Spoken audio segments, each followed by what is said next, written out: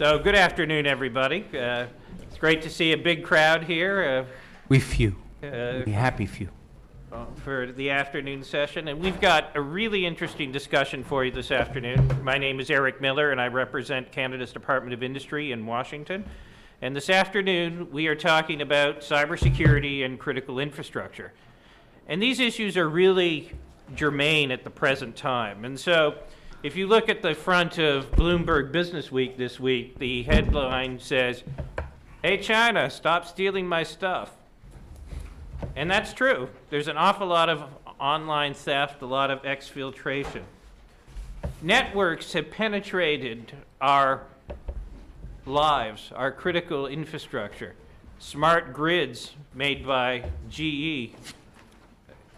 You have, even now, I went to visit a company called SpaceX, and it used to be that when you launched rockets, you had like Apollo 13, where lots of guys in white shirts sat around and heard that Houston had a problem. Well, SpaceX launches it on this. But there's consequences of having the dissemination of mobile technology in such a big way.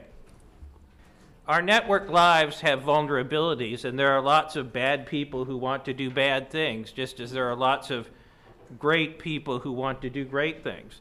And so we're going to have a little chat here this afternoon about the subjects of cybersecurity and critical infrastructure. Now, the Beyond the Border agreement does contain a little bit of language on this particular issue, but it doesn't get to be very specific. So let us open it up first on cyber. Paul, so you said provocatively in your paper that every computer in America, and presumably Canada, is a potential border crossing. So with this in mind, how should we understand the challenge of cybersecurity?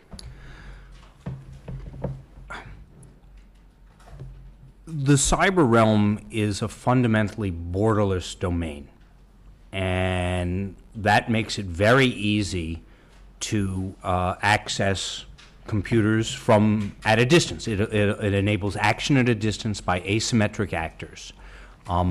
Just out of, I mean, raise your hand if you've heard of the Stuxnet virus. Okay. Everybody. Almost everybody. That was a virus that disrupted the Iranian nuclear centrifuge system in Natanz.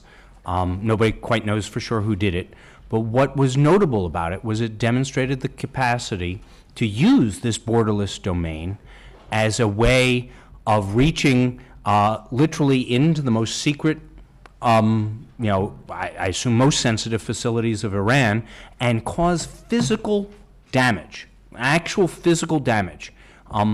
The difference between a virus that does damage to the centrifuges and one that removed the control, the graphite control rods from the nuclear reactor in the immediately adjacent building would be trivially small to make in terms of changes to the coding.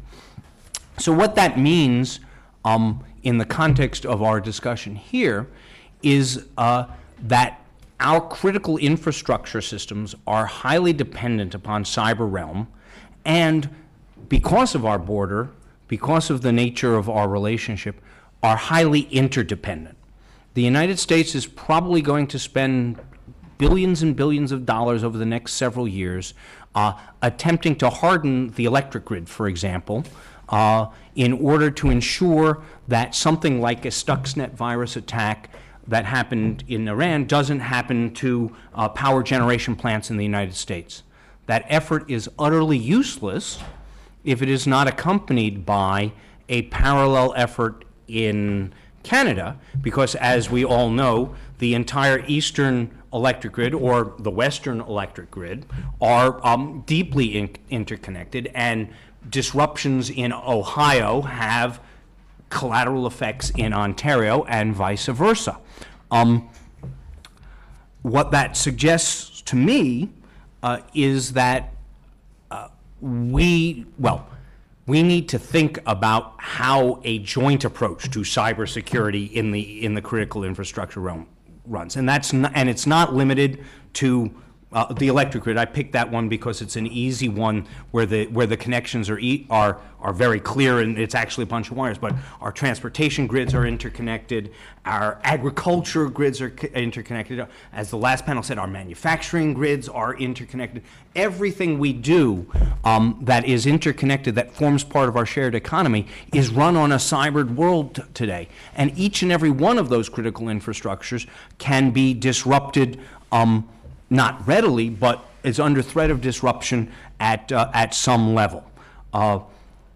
What is, I won't say disappointing, because I understand why it's just a small step, but what is limited about the Beyond the Border Action Plan is it's just a recognition that the problem exists, and the metric for success is that we're going to have a lot of meetings to talk about it.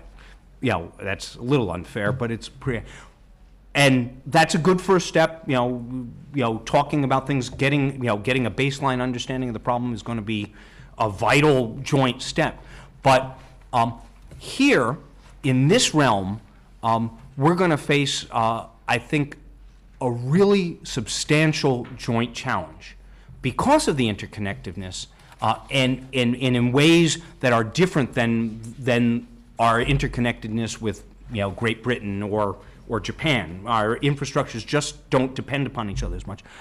We're going to have to think about moving to a shared services model, a joint services approach to cybersecurity, where we do it together in much the same way that we do air defense in NORAD today. That was a product of the recognition that our airspace didn't have a line between it at the 49th parallel, and the same is true here. I will give you one example of how we're not doing that yet, and what the dangers are, and then I'll stop with this kind of opening remarks. The U.S. Congress is considering a series of bills. Two may or may not come through the Senate in the next few weeks. Nobody ever made any money predicting Congress, so I won't say for sure. But the fundamental tenets of almost every one of the bills going forward is that we want to enhance the sharing of cybersecurity threat and vulnerability information between the private sector and the U.S. government, and between the private sector and the private sector. All of those bills are written with a completely U.S.-centric viewpoint, because I think nobody has looked up and said, we ought to share, if we find a vulnerability in the SCADA system of the Niagara power generation facility, another person who ought to get it is whoever runs the Ontario power generation facility, Canada Hydro on the other side. And if we don't do that, then the effort in the U.S. side won't be valueless, but it'll be substantially diminished. The danger side, or the challenge for the Canadians on the other side, is, I would say, it's like so much that happens in the United States, it's happening without Canadian input, like the daylight savings thing we heard about. Because Canada hasn't stood up and raised its hand and said, include us. But when you build this kind of structure, you embed in it a lot of fundamental things about information security and privacy and civil liberties concerns, in which it's in Canada's interest not to be presented with a fait accompli on the American side, where you just sign up because that's the way of the world, but you want to get into the conversation now. So it's a great challenge. It's one in which we're going to have to cooperate as much, if not more, than any of the other regulatory environments we have, because it's essential. So, Michael, picking up on what Paul said, and looking at your paper, you well point out that the U.S. National Infrastructure Protection Plan doesn't include a cross-border element, but that Canada's National Strategy for Critical Infrastructure does. I mean, I think after the blackouts and so on, one would think it would be apparent that we have interdependencies and that critical infrastructure is a really, really important issue. I mean, nobody in our countries wants to see our citizens, whether in Canada or in the U.S., in the equivalent of the Superdome. And if we don't plan, then we have really, really awful conditions that we will have to deal with. But you look at the agreement, there's not a lot in there. So were I a critic of the agreement, I might be inclined to suggest that our countries don't get it. How do you respond to that? Well, like Paul, I guess I choose to be optimistic on this, and I don't want to say Beyond the Border Action Plan is disappointing either. But if you look at it in terms of what it states about critical infrastructure specifically, there's really only one recommendation, and with two parts to it. It says we will implement the Canada-U.S. Action Plan for Critical Infrastructure, including executing programs and developing joint products to enhance cross-border critical infrastructure, protection and resilience. And then it says we'll conduct a Regional Resilience Assessment Program, RRAP, for the Maine New Brunswick region. So looking at that second one, the RRAP program is it is an enhanced software tool that was developed for Office of Infrastructure Protection at Department of Homeland Security a few years back, because one of the concerns is how do we evaluate the effects upon one sector of infrastructure, when we have these cascading effects, as we like to talk about, when something happens in another sector. And because we divided up all of infrastructure into 18, now 19 sectors of infrastructure, it sort of slices and dices it instead of giving it this holistic strategy. And this was an attempt to get back to it. As Paul pointed out with the blackout, what happened, of course, was it went Ohio and then to Ontario and then to Michigan, and made everyone sort of wake up and say, all of our systems of critical infrastructure out there are contemptuous or if not ignorant of geophysical borders. We have to come up with a method to do this. We still haven't created a method for doing that. So the RRAP piece of that, though it seems like a nice tangible piece, it's just, I think as Mr. Tennant said, it's a pilot. To use his phrase from before. This is just another pilot. It's another program that may or may not be launched. So then you look at the Canada-U.S. Action Plan. That predated, of course, by over a year, the Working Group Action Plan of last December. That was an attempt by the two federal agencies, Public Safety Canada and Critical Infrastructure at DHS, to sort of harmonize two different strategies, the National Infrastructure Protection Plan and the National Strategy on Infrastructure Protection. There are a couple of key similarities between these two. The Canada plan has 10 general sectors of infrastructure as opposed to the 18 or 19 that the U.S. fixates on. We really focus on the same ones for the most part. They both talk about resilience, though the definition of resilience is very, very vague in the action plan. So the question I think that you were asking is this Beyond the Border paragraph in Part 4 on critical infrastructure is underwhelming from a lack of interest, or is it underwhelming because it's too big and awkward to get its arms around? And I have to hope and believe that it's underwhelming here because it's just too big to get our arms around at this point. Though I think that there is a clear way forward if you look at the underlying agreements, which I hope you'll give me a chance to talk about. Sure. So Bill, let me bring you in here.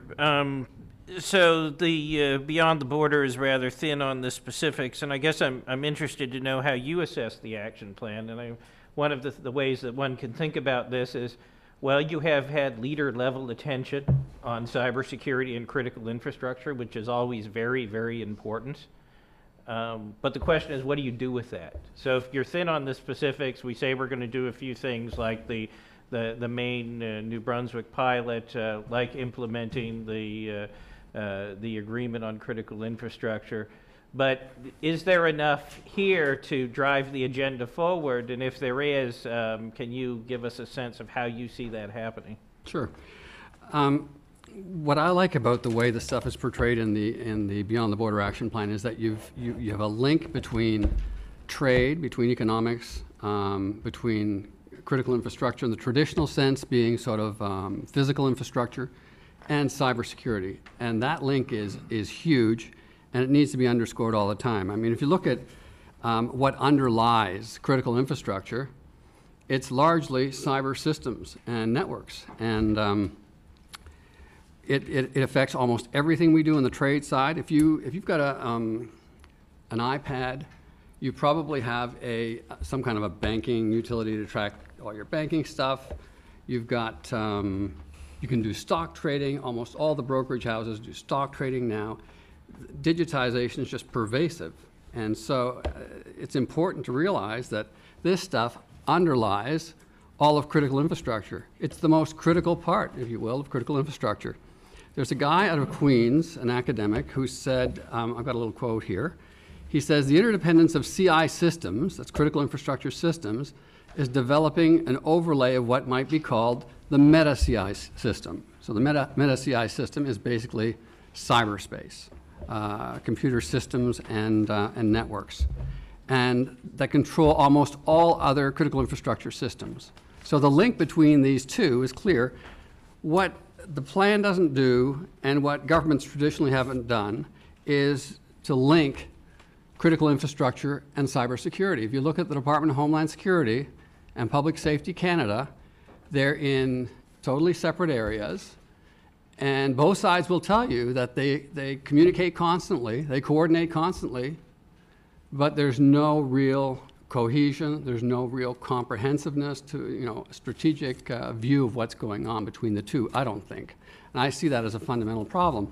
And I also see opportunities here to develop those links between security and trade, critical infrastructure protection, cybersecurity and trade. So I see there's opportunities here that we've had 10 years of pretty active work on critical infrastructure protection. Have they delivered a lot? Have they made infrastructures a lot safer? I'm underwhelmed, honestly, by the results we've had so far. I mean, nothing's happened, but who knows how well we're working.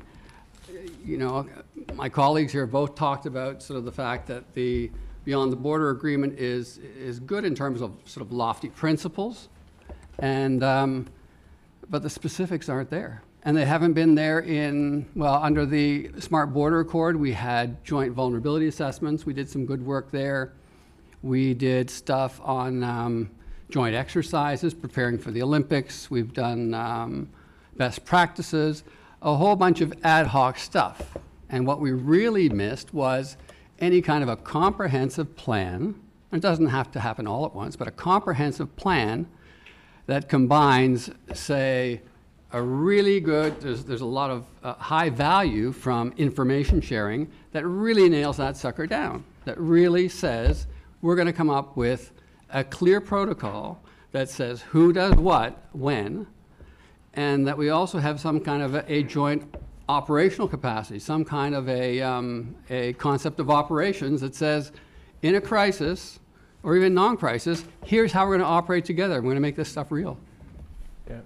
Now, on that very issue of ownership, I mean, this is something that's critically important of who owns what, how do you organize it, and obviously, 90% of the critical infrastructure in North America is either state or private owned, and obviously, Michael, you come out of the state level, and there's complexities for the state to deal with the federal level, but how do you sort out who within the government ought to do what? Because let's say you think about the cyber challenge per se. So even if you look in Washington about where there's the White House Cyber Czar. I met with the FCC recently, who's trying to figure out its role on cyber, because of course there's the cyber side and there's the security side and there's the defense side, and so everybody is looking for a piece of this. Yet those down the line who are engaged in providing the networks, namely the telcos, and also the critical infrastructure owners and operators, they have their piece. How do we get toward that kind of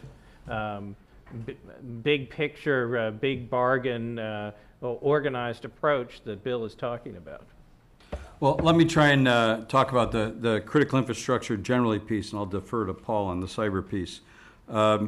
The National Infrastructure Protection Plan by the DHS has the system of overarching and interlocking partnerships where for each of those 18 sectors, you've got a sector coordinating council and a government coordinating council, and then they all try to meet together at least a couple times a year and come up with a cohesive whole, as if that's not enough, because you could have all your, you think about your sector coordinating council. If you just take transportation, you think about all the different entities that would be considered in transportation and the subparagraphs under that for different types of transportation that could be involved, across the United States and across border with Canada.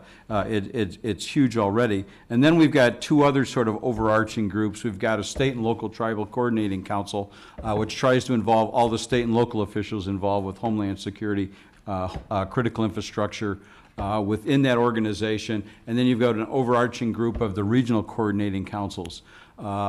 I happen to like the regional coordinating council idea because it's the idea that you will look at a region based upon its economy, and you will say, okay, whatever government officials and whatever private sector owner-operators are involved will all meet together within that region.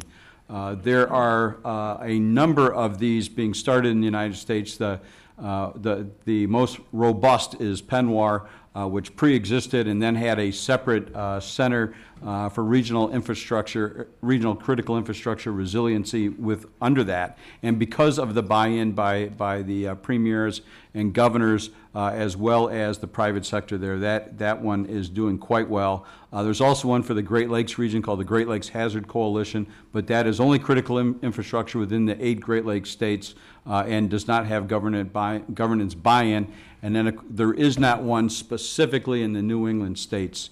So you juxtapose that with the idea of what else is there out there in terms of regional governmental organizations that can work on a cross-border process.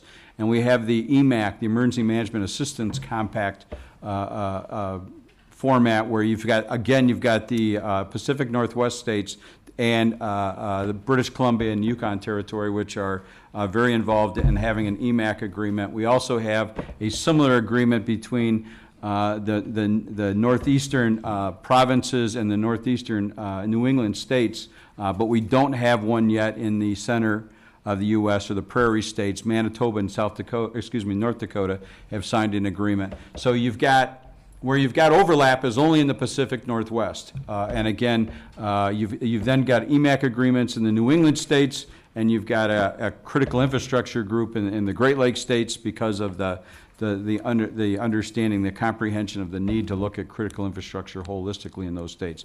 But we don't have any format across the United States.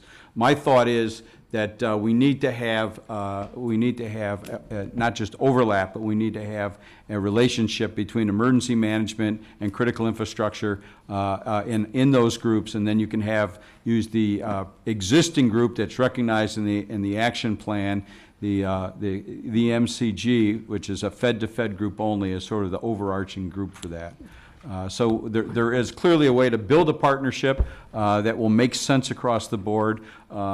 Those of you from Canada may be scratching your heads because Public Safety Canada in their national strategy already talks about the relationship between emergency management and critical infrastructure, whereas in DHS, where you had FEMA is a pre-existing agency, and then you had the Office of Infrastructure Protection, which came out of the White House and became a separate assistant secretarial post within DHS. They have remained separate with separate stakeholders. An interesting little aside on the agreements at the regional level. A number of these are working really effectively, and something that might be surprising to most of you is that these are treaty-level agreements between that have to be ratified by Congress if there are these compacts, these regional compacts, whereas at the federal level, there's no such agreement. And there's not the kind of granularity that you have at that level. And that's a real challenge. On the cyber side, which is the side I know, I think that cyber is fundamentally different, both in terms of our prevention and preparation, and in terms of our response. And I'll declare my bias right here. I am deeply, deeply skeptical of the capacity of governments to be sufficiently nimble and innovative in the rapid real-time world that cyber is. Let's just take the prevention side, the security side. There are proposals, for example, to have the NERC, the National Energy Your Energy Regulatory Commission, set standards for cybersecurity for energy grids, right? And to have the FCC do it for telecoms or whoever. The average time for the production of rules like that in the United States is on the order of 24 months. I don't have the figures at hand for Canada because I haven't studied it, but I'm willing to lay down dollars right now that it's not much quicker in Canada, if it's quicker at all. In that time frame, the processing capacity speed of the internet chip typically doubles, and the cost of storing data typically goes in half. And the mutation in the types of threats that we see is vast. I mean, my favorite, Facebook is 6 years old, right, basically, since it launched, and it's now the third largest country in the world, if it were a country. It has 800 million people. That type of social change happens at blazing pace. So government regulation of the net, government being there to provide the answers when things go belly up, just not going to happen, right? What government can do is facilitate the creation of a kind of distributed web of information sharing, transparency, vulnerability information. That is a good function, because there's lots of reasons why the private sector plays, its vulnerability information close to its vest. It doesn't tell people, oh my God, I've got a hole, or if it finds a hole, it fixes it, but then it doesn't tell him because it doesn't want anybody to know that it had a hole, and it's a competitive advantage now with the other guy. We can change that portion of it, but relying on either, no matter how good they are, and they're good, but relying on the U.S. government or the Canadian government to provide for the cyber defense or provide for the cyber response in the event of a problem is not going to work. We can rely on them as enablers, clearing away legal barriers and obstacles, getting rid of policies that dissuade people from doing these things. Lots of underbrush clearing and low-hanging fruit to pick up, but rely on the government at your peril. But we do live in a world of nation states, and you talk a lot in your paper about the Westphalian approach to the Westphalianization potential of the internet, are certainly efforts there. And so, I mean, one of the big principles when I read Michael's paper is mutual assistance. So you have these emergency groups, and there is mutual assistance. And if we're talking about cross-border here, and there was a mention possibly of a NORAD model, is there mutual assistance between our parties in the cyber realm, and even and that goes to the whole question of what the Pentagon's trying to do now, trying to define rules of engagement for what constitutes a cyber war. And if there is I guess by definition we are moving into a realm where we must contemplate such things. So, well, the principle of mutual assistance may seem obvious when people are drowning or when there's a major disaster. I mean, when there's a burning building, it doesn't matter where the fire department comes from, you go and pull people out. But when there's an attack on major vulnerabilities, how do we approach this? I don't get me wrong. I'm not saying that there's no role for government. I'm just saying that we cannot expect it to be the be-all and end-all. But to the extent there is a role for government, I actually think that the best answer is not just one of mutual assistance on request, but as close to a joint operating model as we can come, given the limits of our legal and policy differences that sometimes still cause some friction between us. For example, it is said, and I've left the government and I no longer have classified information, but it's said that the NSA has a wide swath of cyber threat and vulnerability information that it collects through classified means and methods that only the general in charge knows, right? To the extent that we have such information, it seems to me trivially essential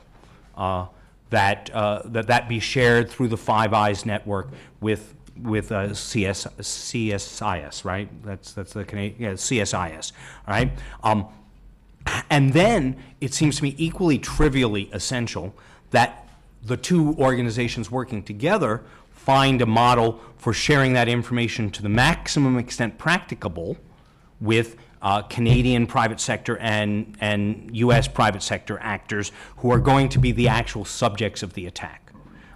Likewise, to the extent that we extend our defensive umbrella over certain critical defense infrastructure, Lockheed Martin in the United States, we got to cover the Lockheed Martin plant in Windsor too. Yeah. I made that up, but I assume Lockheed has a plant somewhere in Canada, right? Plenty, yeah. So there's no point in protecting the plant in Texas without protecting the one in Ontario as well. So it is going to be very much a mutual assistance, but even more than that, I would think. It's just that,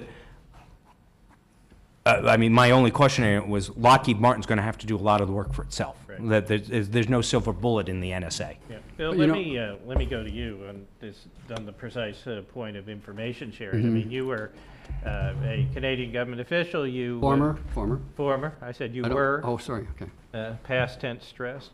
And you were very involved from the Canadian side in the years after 9/11 and all of the discussions about greater information sharing. So as you look at it from your vantage point in the private sector here in 2012, and you think about both the cyber realm and the critical infrastructure realm, how do you envision an optimal approach for information sharing? Is it this kind of real-time model, or as was perhaps alluded to earlier, a NORAD type joint operational model?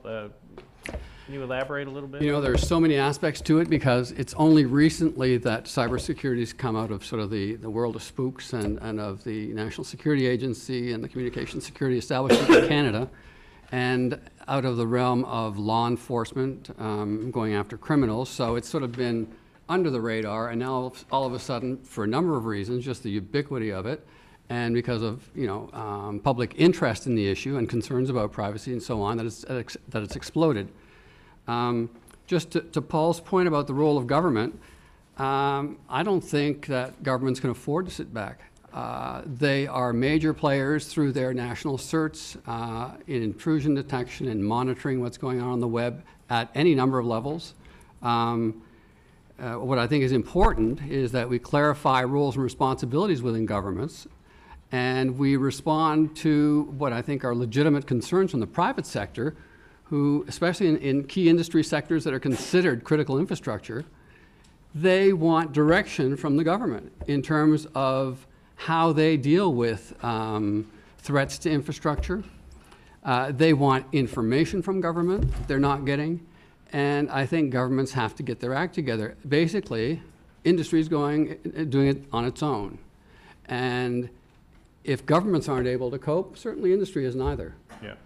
Michael, what's your experience in Michigan dealing in the homeland security and defense realm in working with the private sector, those at 90% of critical infrastructure owners and operators?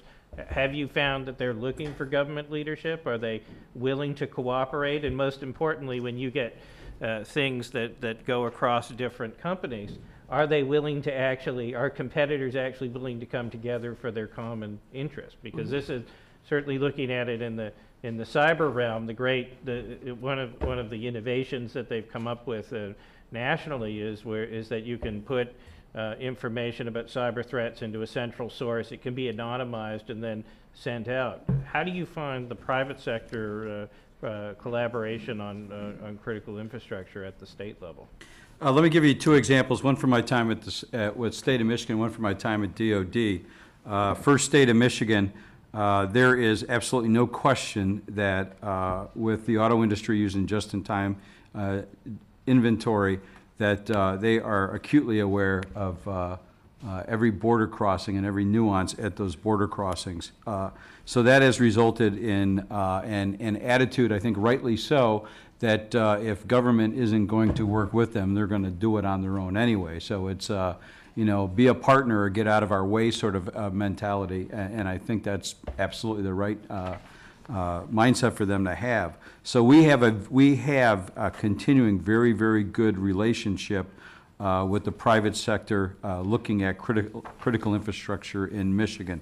The reason for the partnership and what's missing from the Canada-U.S. Action Plan on critical infrastructure is it only talks about risk analysis and it talks about information sharing, which is just the beginning steps.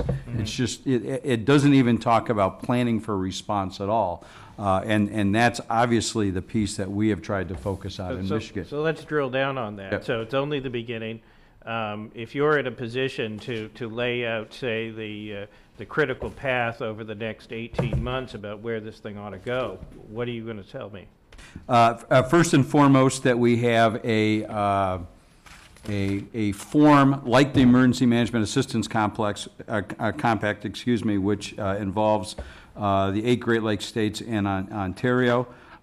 So more than, and it's not just a matter of emergency management, again, it's planning for the contingencies and doing that with a partnership group which includes the private sector owners and operators. Secondly, we have to have that down at the county level as well, whether it's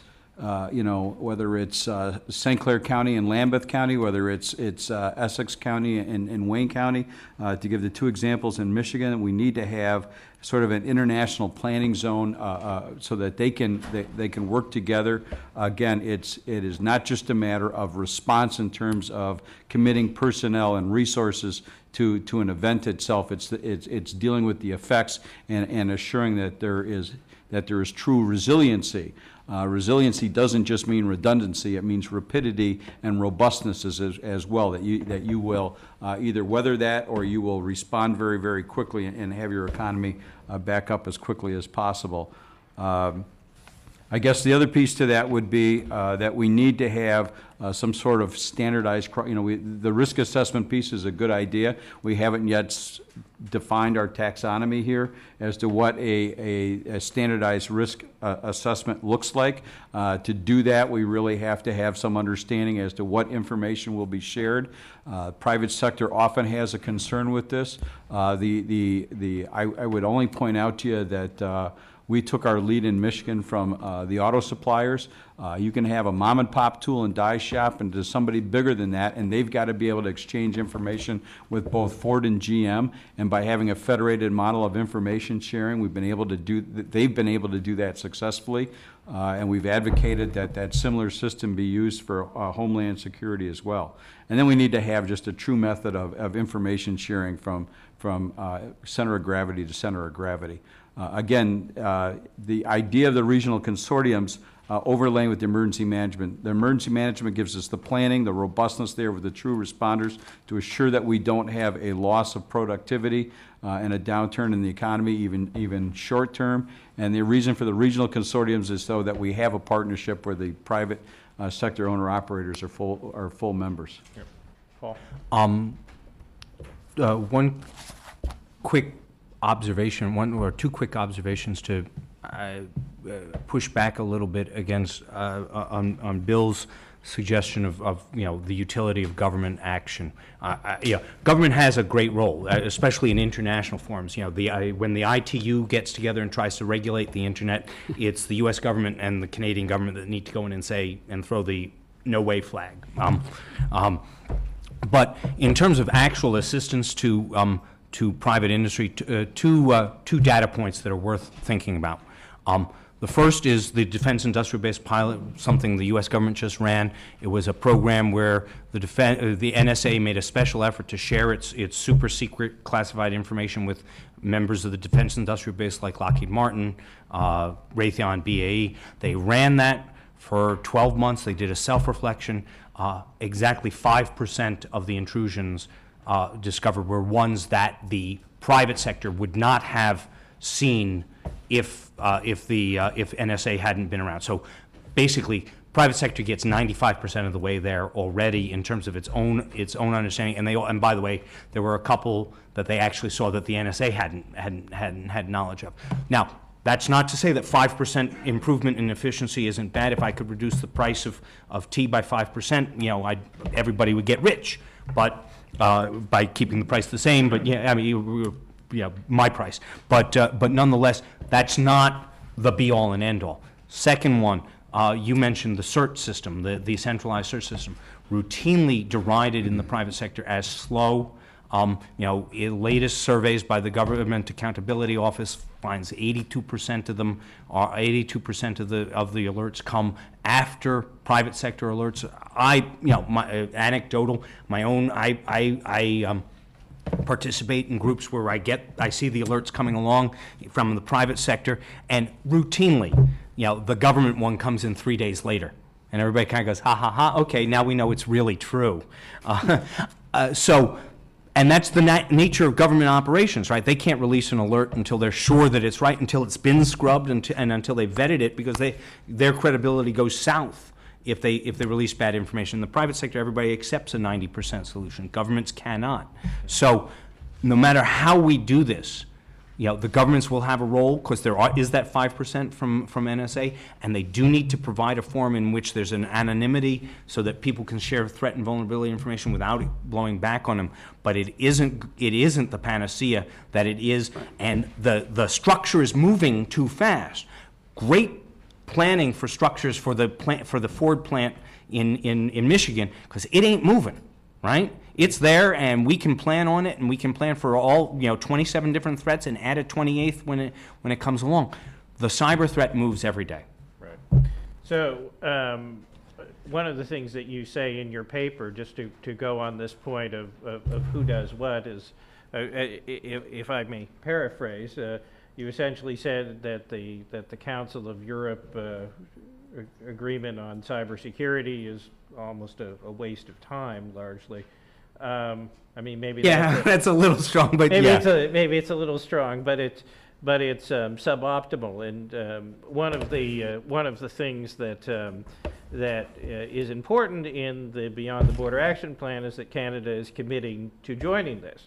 And so this is something that we are envisioning as part of our greater collaboration vis-a-vis third countries. Certainly, you point out in your paper significantly about the challenge of dealing with Russia and China. So I want to ask you, and I want to ask Bill about our approach internationally. And Bill, let's start with you, Bill. Do you agree that perhaps the Council of Europe agreement is suboptimal, and that it's not really where we need to be going, and there's other things we need to be doing to deal with the .ru and .cn threats?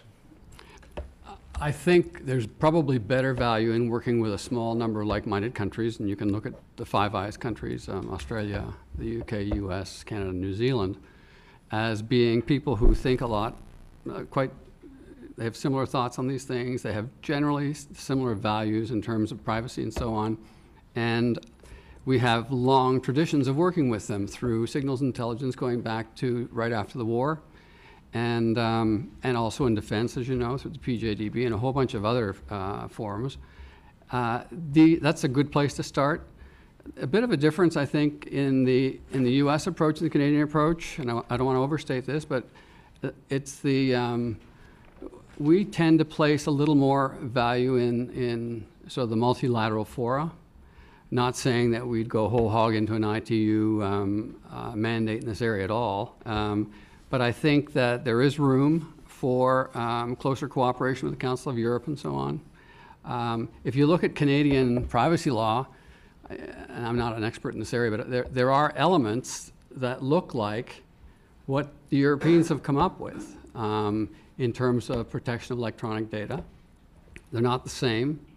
But I think our approach is maybe a little different, and when we engage the two countries, we really have to be cognizant of that and realize that Canadians get their backs up really fast on issues of privacy.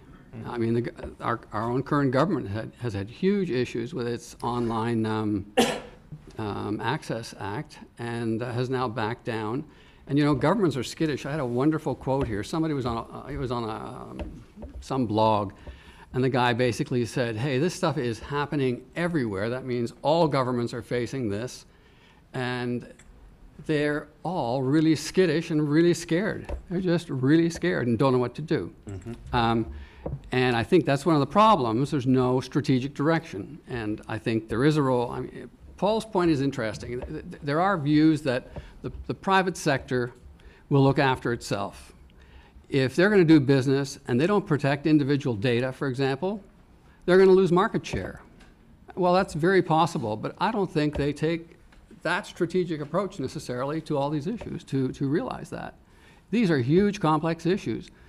Governments are not going to save the day, but I think if governments don't make this a priority, we have huge problems on our hands. And I think certainly in the last while, it's come to the fore in terms of a public policy issue, and that's good. And whereas, governments aren't the solution necessarily, they've got to work with the private sector. And right now, everybody's just sitting on their hands. Yep. Paul? Well, I can agree with with the last part of that, which is they aren't the solution, but they do have to get off their hands. I understand why the Council of Europe commitment is in this. It's a deliverable. It's actionable. It's probably relatively easy to achieve. But what does it actually get you in terms of U.S.-Canadian cooperation? The answer, truthfully, is nothing. It requires Canada to pass laws that prohibit criminal cyber intrusions. You have those laws already. Maybe you'll have to change a few, but basically Canada already prohibits hacking. It's a crime. It requires all people who sign up to it to respond to legitimate law enforcement requests from other signatories to the treaty. Now, I don't know about how Canada interacts, say, with Japan or Sweden and some of the European signatories, but we already have that kind of robust law enforcement cooperation between our two countries already. So it gets us a nice star, a little gold star. We can check the box and say we've done it. But so long as Russia and China aren't participants or the Ukraine, it's an ineffective means of addressing criminality on the web. A more effective means, and this is actually building on Bill's point, is like-minded people addressing the problem, setting internally standards, and then promulgating those externally to others and calling people out for failing. Right? This is really a problem of diplomacy, not a problem of technology.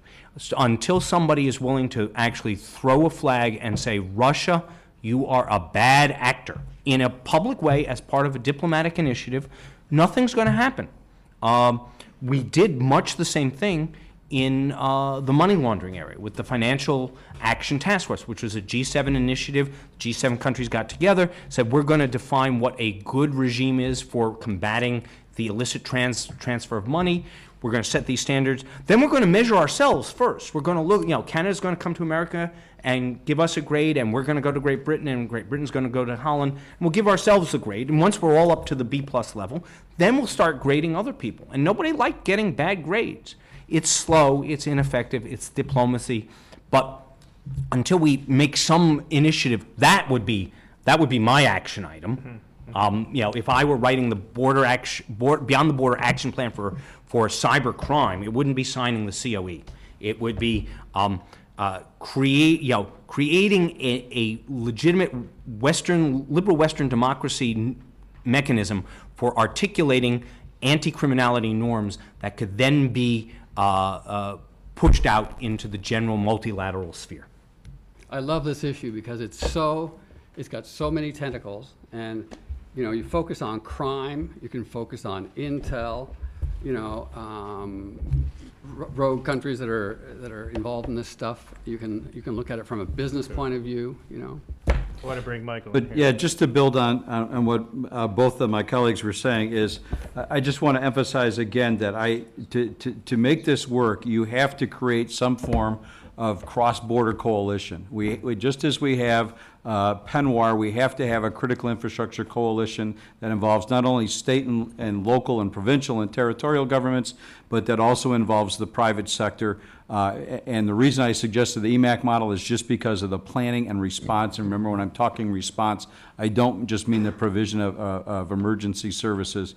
I mean the restoration of those vital services needed to keep the economy going forward. And we need to do that in the Great Lakes and Prairie states as well as in New England. When we do that across our shared border, we will at least have, we will have the right people focused upon the issue, and we can plan so that we don't have, tractor trailers backed up to London next time.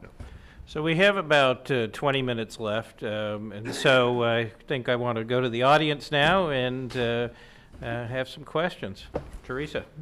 I was going to ask Paul about the DoD pilot, you already addressed that. So I'm going to ask a slightly different question, primarily Bill and Michael.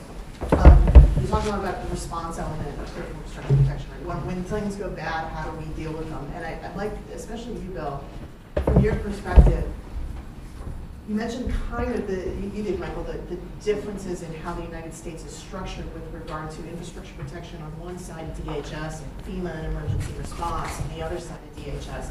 In Canada, the public safety department has critical infrastructure, has a different role than, say, our FEMA in emergency preparedness. And then you have the NORTHCOM, CanadaCom defense support in response. Can you comment a little bit about how those differences are impacting how we actually plan together for those kind of response activities? And then extending that a little bit to the cyber realm, Bill, you mentioned the tentacles of this, right?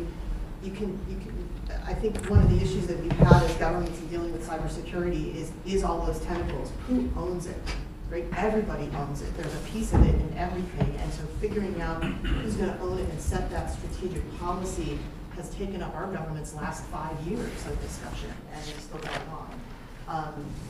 Canada had a little bit easier time. It's more sometimes they also had some discussion. So comment on that. I guess the difficulty is you can dice and slice this stuff any way you want. You can look at it from an emergency management axis. You can look at it from a supply chain axis. You can look at it from a crime point of view. You can look at it from an intelligence point of view, from a defense point of view. And you're right, there are multiple organizations, and one of the first things I think that has to happen is you have to have a lot more clarity in terms of roles and responsibilities in these areas. And some of the plans that I've looked at lately, they do that. They start down that road. But it's got to be a lot clearer. And even within Public Safety Canada, you've got within the same department, you've got emergency management and you've got critical infrastructure. But they're different divisions, just like they are in DHS. So the fact that FEMA is a little further away doesn't really make a lot of difference, I don't think. I mean, these are tough issues. Who takes ownership? Is it an emergency management issue? Is it a critical infrastructure issue? Is it an intel issue? It's all of those things. What's missing is this overarching sort of, it's going to take a lot of effort to really understand it better and to sort out those roles and responsibilities. I don't think we have that yet. I think we have a whole bunch of players with vested interests who don't want to share information, it's a lot of turf going on, and you've seen it in DHS and we see it in Canada, and that's just the way things are, but we've got to try to sort through some of that. Michael? To build on what Bill said, it would make sense if NORTHCOM had the lead for critical infrastructure systems across North America, since we all agree that they ignore state to state and federal to federal boundaries. But that has not yet been acknowledged across the federal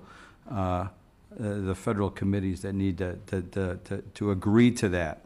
And part of that, frankly and candidly, I have to put upon my brethren at the state level. The state National Guard, as a state function, often sees it as a separate supporting entity to critical infrastructure within the state, as opposed to a holistic force.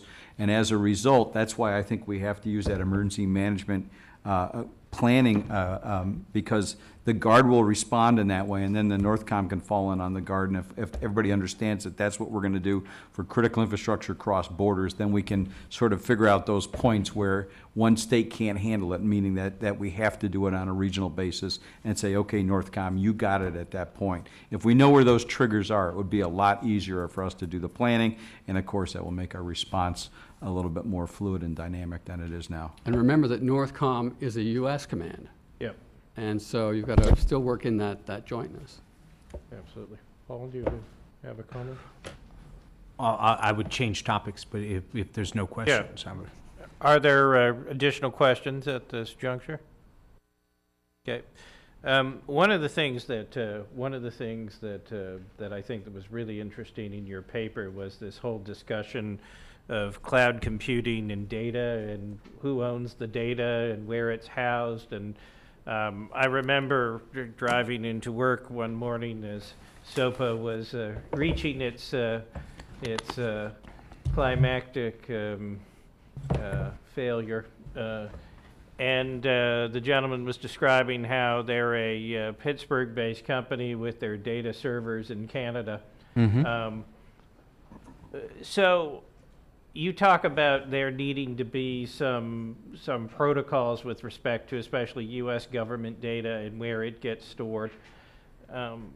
The realm of cloud computing and cross-border data flows is something which I think are only beginning to dawn on people because technology tends to outstrip.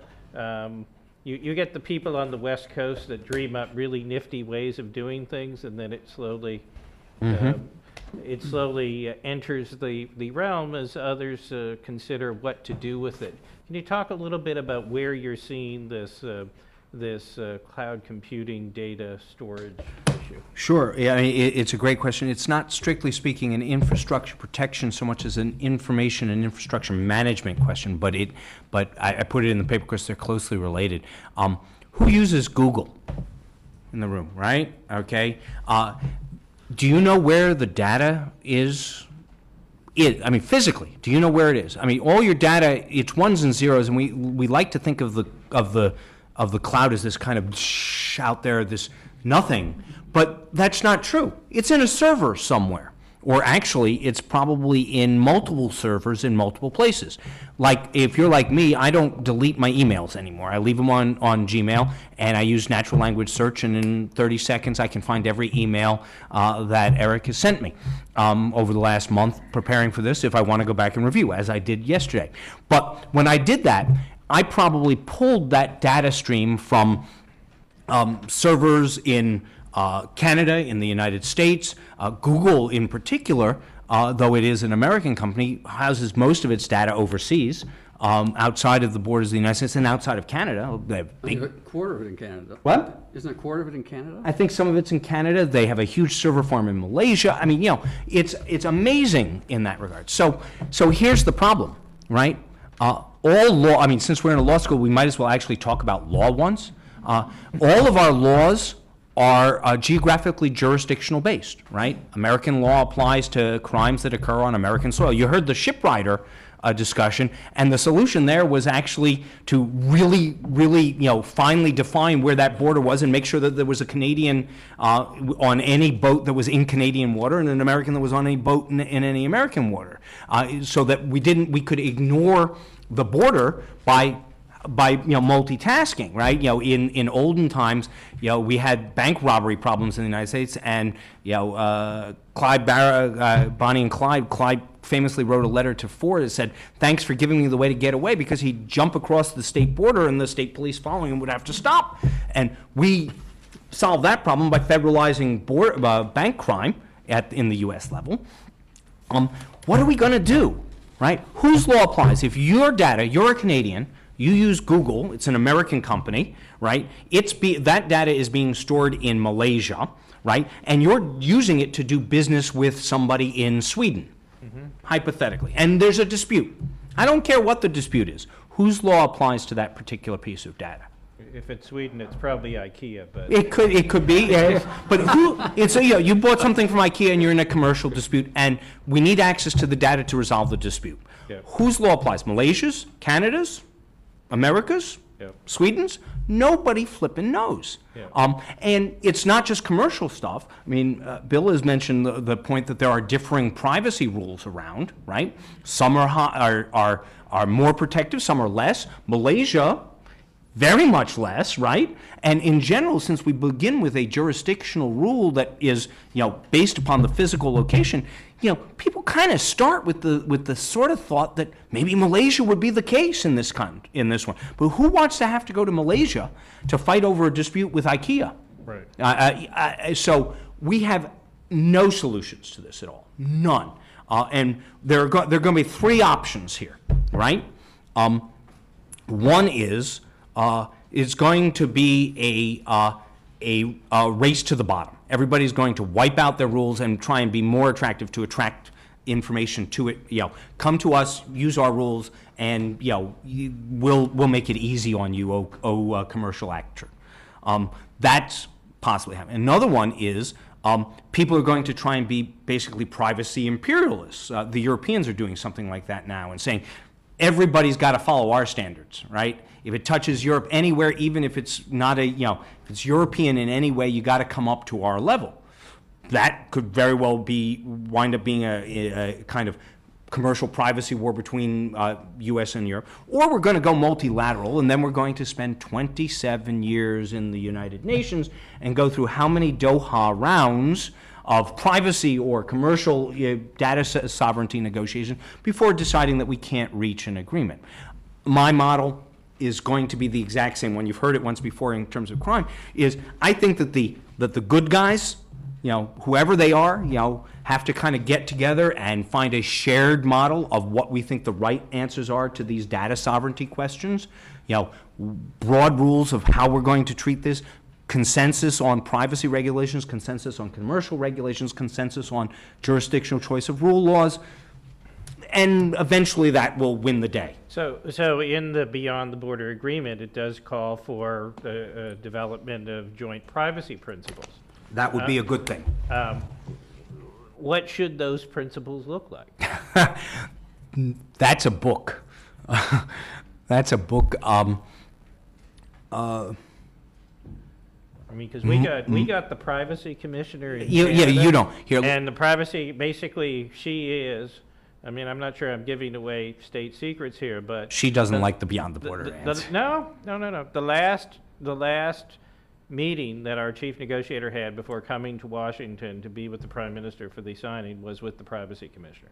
This is how seriously we take this. This is how important this issue is for Canada. And so how are we going to get this right? Here's my answer to you. With all respect to your privacy commissioner, she's working off of a set of principles that were built in 1974 when computers didn't exist, practically. Those types of rules that are structured around use limitations, purpose limitations, data retention things, are being destroyed by technology, whether you like it or not, right? You cannot fight the fact that processing power is getting better, data storage costs are getting less. What you can do is stop the Canadian government from doing something with the data because it's a jurisdictional thing, but you can't stop China or Russia. I was having a discussion yesterday with my colleagues from Europe about something they're talking about, which is the right to be forgotten. And, that's an important principle to them. And I look at them and I say, technologically, that's just nonsense. You can make somebody delete it. You can make Google delete it or Facebook delete it if they're in Canada. But data is being cached everywhere. You cannot wipe out records. Just can't. So my answer is we need a new privacy. We need a new conception of privacy. I can write a chapter of a book. I did just write a chapter of a book about what that is. Yeah. But one of the things, if you go to Michael's area, for example, information sharing real time operationally is absolutely crucial in order for emergency management and critical infrastructure protection to actually be realized. And so same in cyber. Yeah, we've got to get these protocols right up front. Right. In order for it to work operationally. And one of the things that I think we stumble on so many times is the information that we need to share is not proprietary information, and it is not private information. I mean, the information that's truly actionable, to use a very broad definition of intel, is that information the operators need and to activate some plan and to take certain steps. And that's all that they need, so that they are preparing for an event which is going to occur or has occurred, or there's been a similar event somewhere else. And that's very broad information. As I said before, the auto industry has come up with a federated model that works. There's no reason that we can't do that across We can't do that across the different industries that work with Homeland Security officials. Bill? I love the emphasis in the agreement on doing some serious work in privacy. I think it's really important. Things are changing. I think Canada, for example, is falling behind. Universities were slow to adopt cloud computing. We're a little slow off the mark competing for cloud servers and so on, even though we have a great advantage, and that's the cold, which is a huge deal when you're creating these data centers. I think we need to do some hard work, and it is not easy stuff. It's complex stuff. It's political. Politicians are scared of it. And in Canada, they're particularly scared of it because Canadians have this big deal about privacy. Yeah. I mean, but one of the things, if you pick up on Paul's point that you're hearing, I mean, as I might conceive of it, is in some senses where you're going with this is potentially a flight to quality.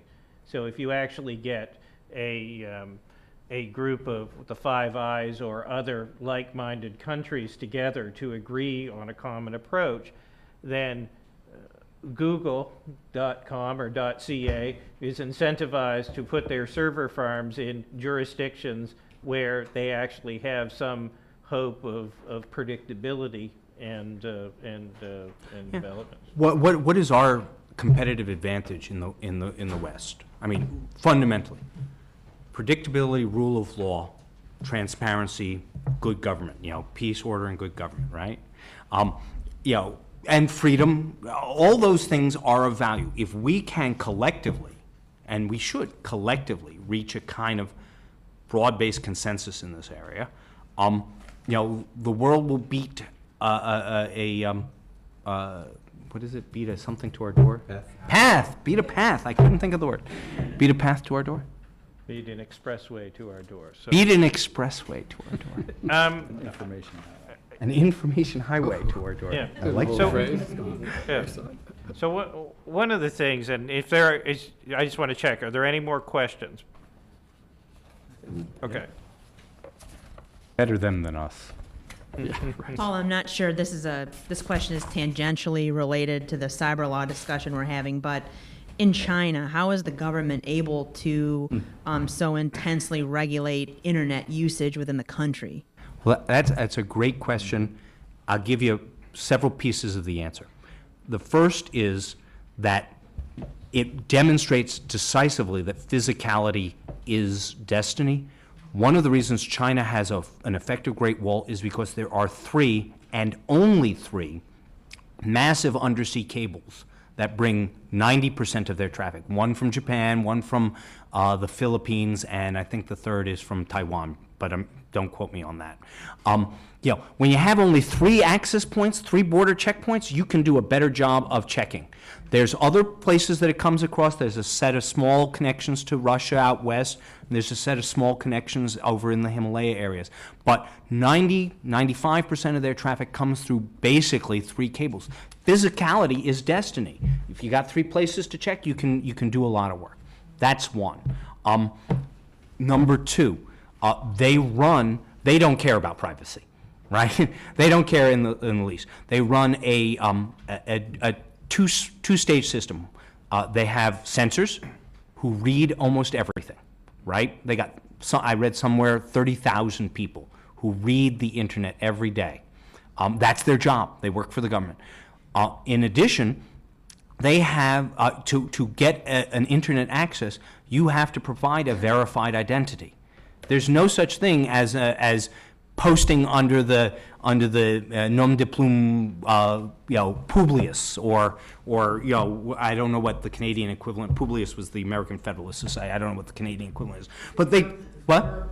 Pierre Poutine. Well, there is no Pierre Poutine in China. There is no equivalent. So take that all together. And it's a wickedly effective system.